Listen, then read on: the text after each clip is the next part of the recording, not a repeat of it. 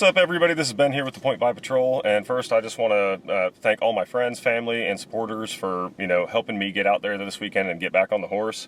I ran with a new group this weekend. I ran with Tidewater Sports Car Club, and I've got to say that I was actually super impressed. Their communication was spot on. Their classroom topics were great and relevant at that. And it was just a more laid-back atmosphere. In the past I'd run with NASA, and NASA can be, sensory overload. It's incredibly just packed out, busy all the time. They're running a whole ton of races in between HPDEs, and there are just so many people out there. It wasn't even that crowded at this event. And we, for the most part, had beautiful weather, so I was shocked that there weren't more cars. But if that's the standard, I love it. They also have some great instructors, too, and big shout-out to my buddy Chris, to get in the car with me on that first day to help get me back on the horse, work me through a couple techniques. It was super valuable. So I can tell that I've changed some since the accident. I definitely had a different attitude going out there this time, and that's something that's going to stick. Whereas before I was fighting for time, I was getting aggressive, I was target focusing, and I was just allowing my ambition to push me beyond my skill set at the time. This time out, I was a lot more patient. I actually had fun, which is the whole point anyways. I didn't care if I got slowed down or ended up in a train on a hot lap. Hell, I even went out in comfort mode, and it took me several laps to even notice, and I still had a blast.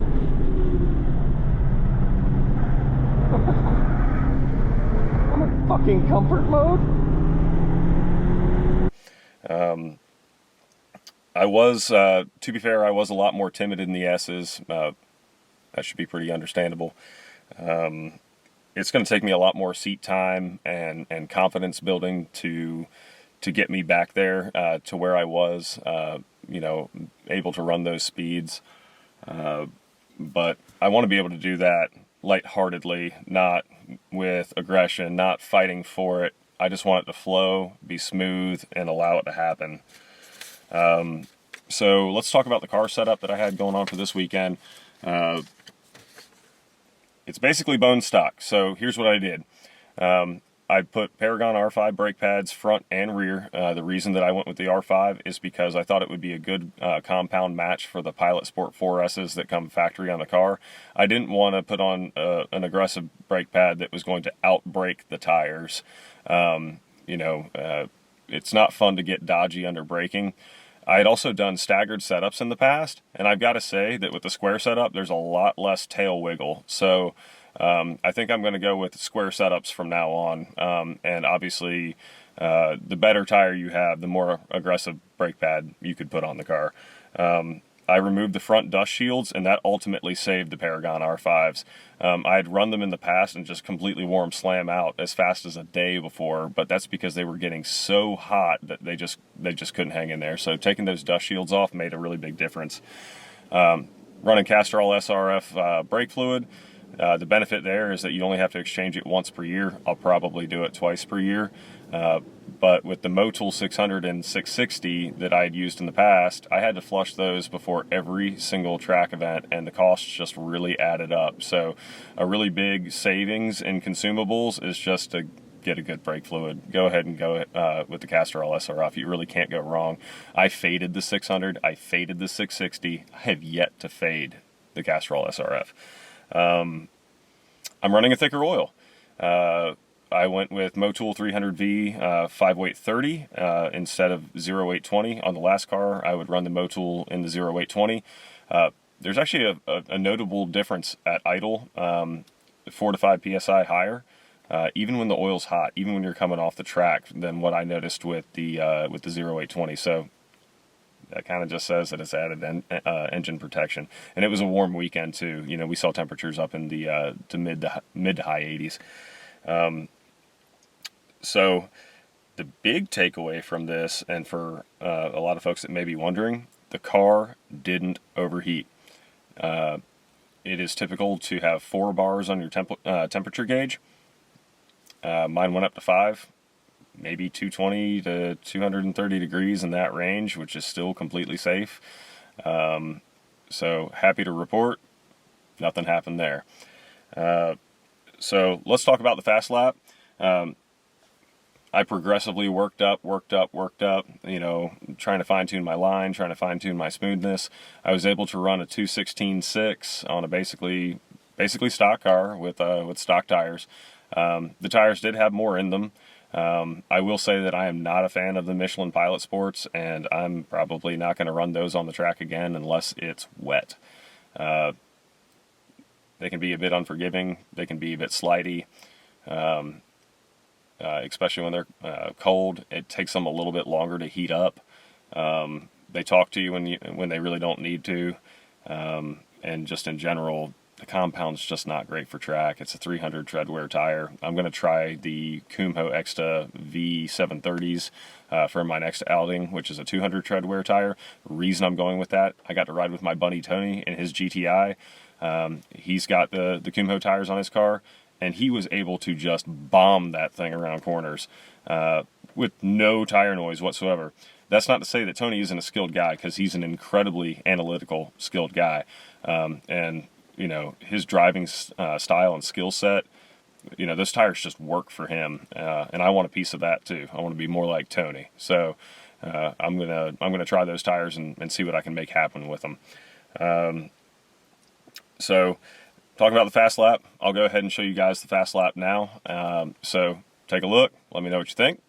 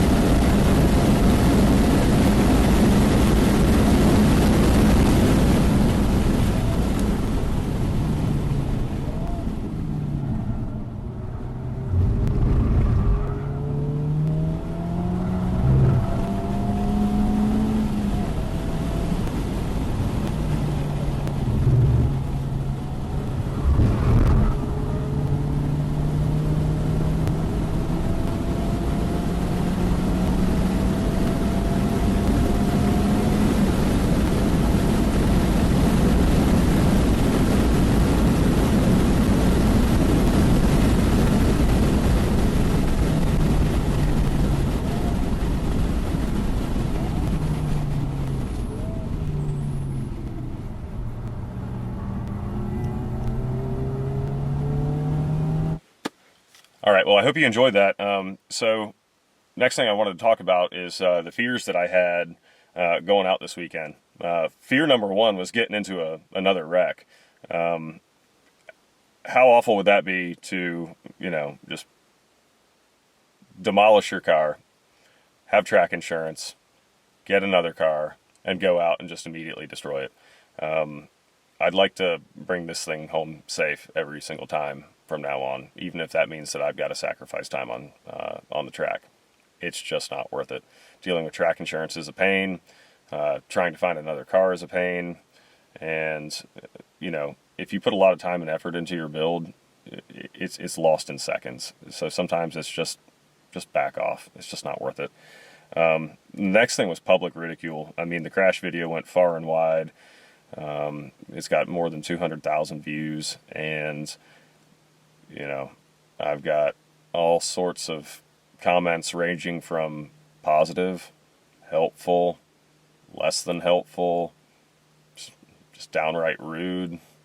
So I was worried that I was going to run into some of that in the paddock. You know, people recognize me or something like that. You know, hey, are you the guy that, yeah, I get it. And then the final thing was, what kind of PTSD? You know, I've been fairly calm, fairly easy, pretty laid back about the whole situation. What was going to happen when I got out on track? You know, I mean, was I going to Ricky Bobby right in the middle of it, have a panic attack, you know, lose my cool? I'm happy to report none of those three things happened. You know, I didn't get in another wreck. I was not publicly ridiculed, and I did not Ricky Bobby on track.